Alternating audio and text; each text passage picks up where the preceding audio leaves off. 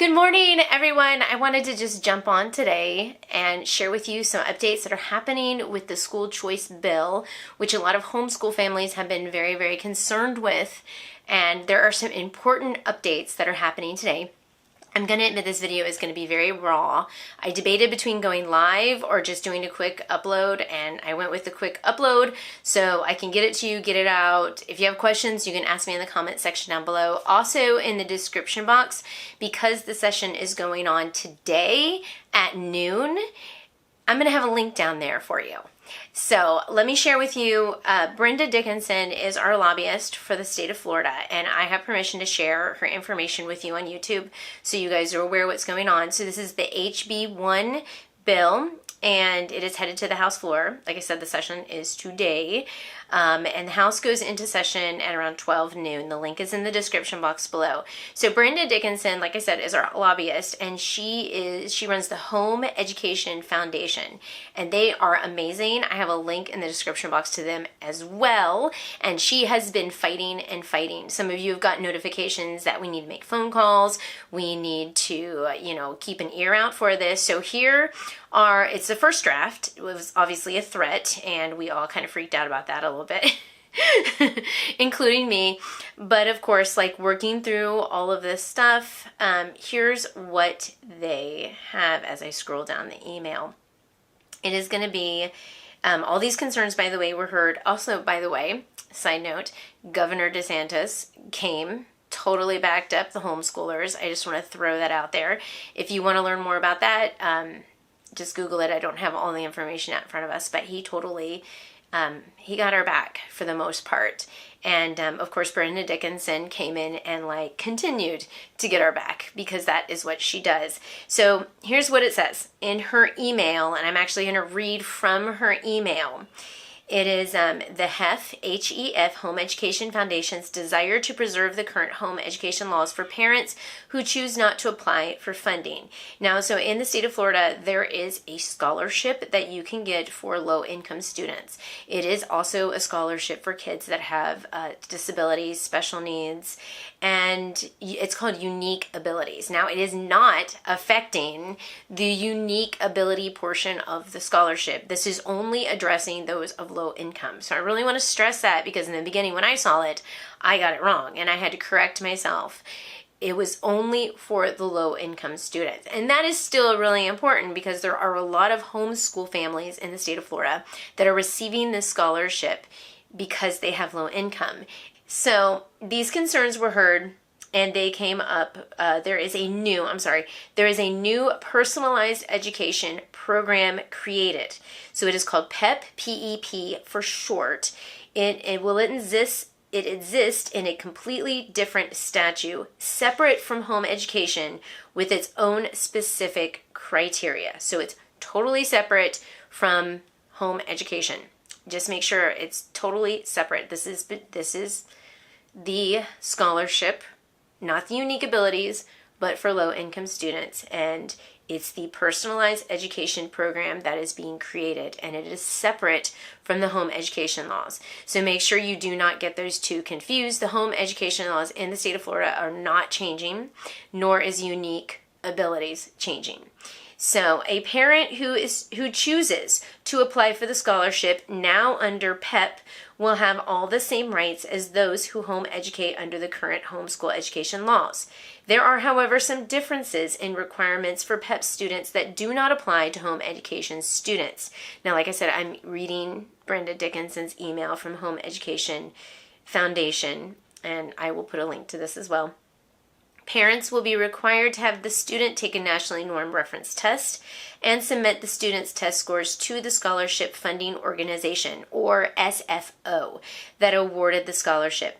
The SFO, in turn, will submit the test scores to a state university contracted by the Florida Department of Education to compile the scores and compare the performances of the PEP students to the performance of public school students with similar socioeconomic backgrounds. Beginning with the 2027 2028 school year, an annual report containing this information will be published on the Florida Department of Education website.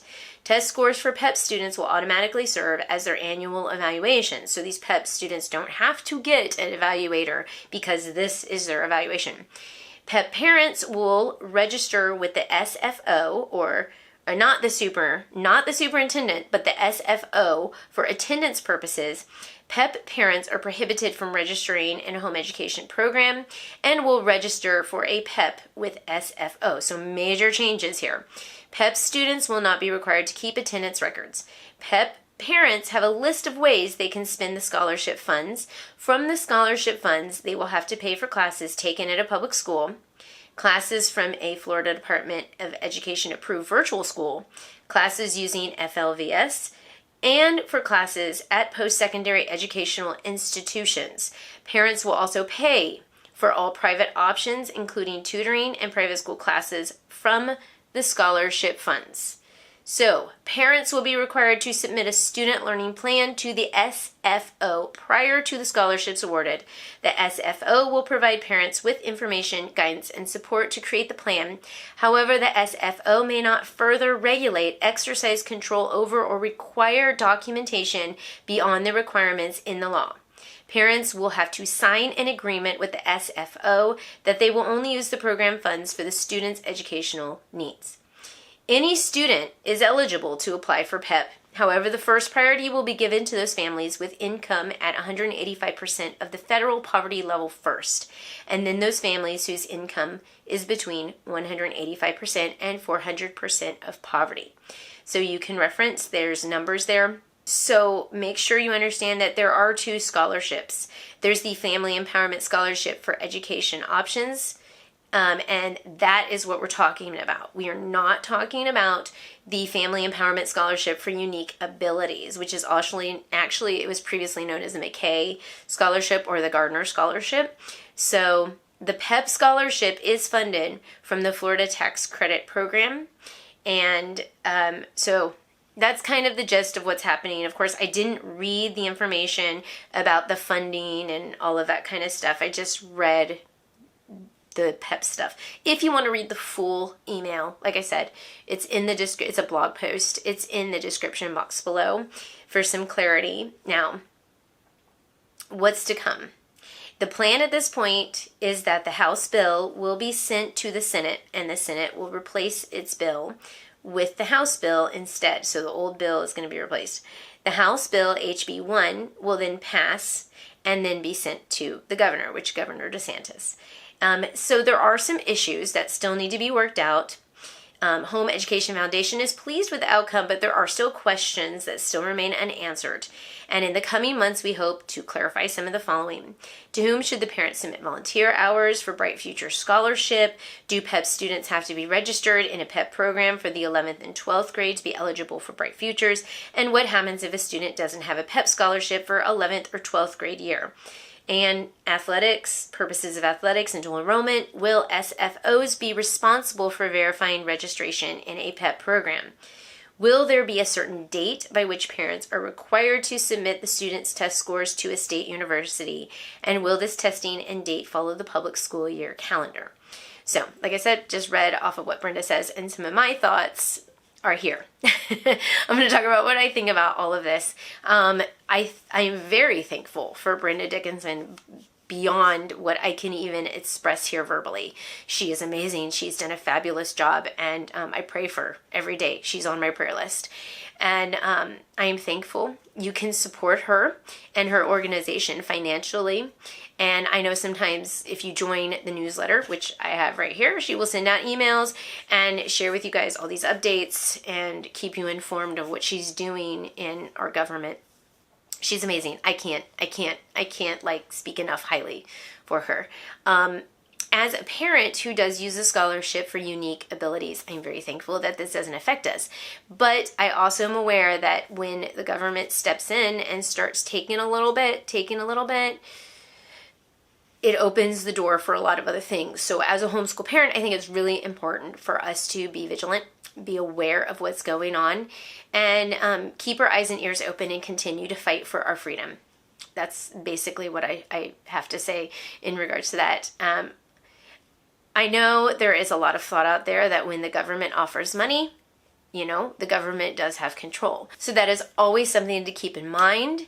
So thank you guys so much for watching. Let me know in the comments if you have any questions. The links will all be there for you. I know I said that like 20 times. But thank you guys so much for watching, and I will see you Monday with our next video. Have a great, great Thursday. And I am going to upload this and go back to homeschooling my kids, which are working on IEW right now. Oh, side note, I'm having an IEW giveaway. So I'll throw that link down there below. Totally off topic, but I'll throw that in there. The giveaway is till March 31st. It's a $50 gift card. So if you are interested, you should totally do the giveaway. So, all right, take care, guys. Have a wonderful day. Bye.